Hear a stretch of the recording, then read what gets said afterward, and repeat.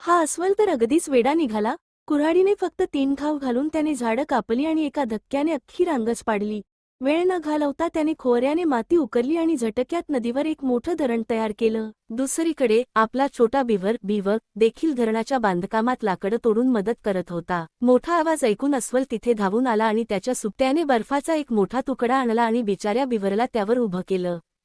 थंडीमुळे बिवरचा थरकाप उडाला. अस्वलाने त्याच्या याच थथराटाचा व्हायब्रेशन्स वापर करून लाकडाची ती कडक गाठ लगत कापून काढली. गाठ तर कापाई गेली, पण या नादात बिवरचे दात मात्र पूर्णपणे खिळखिळे झाले. असे बिवरने रागाच्या भरात तो उंडका थेट एका दरीच्या टोकाकडे ढकलून दिला.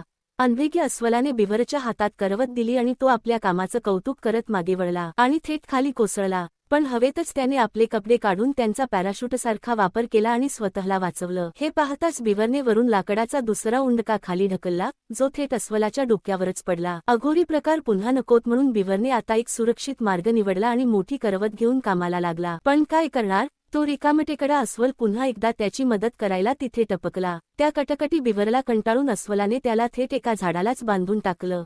काही वेळाने अस्वलाने मोठ्या दिमाखात धरण पूर्ण झाल्याचं जाहीर केलं. पण धरणाचं पाणी वेगाने वर चढताना पाहून बिवरला धोक्याची घंटा समजली. अस्वल मात्र घरात जाऊन आरामात झोपायला निघाला. तितक्यात साचलेलं पाणी थेट त्याच्या घराच्या छतापर्यंत पोहोचलं.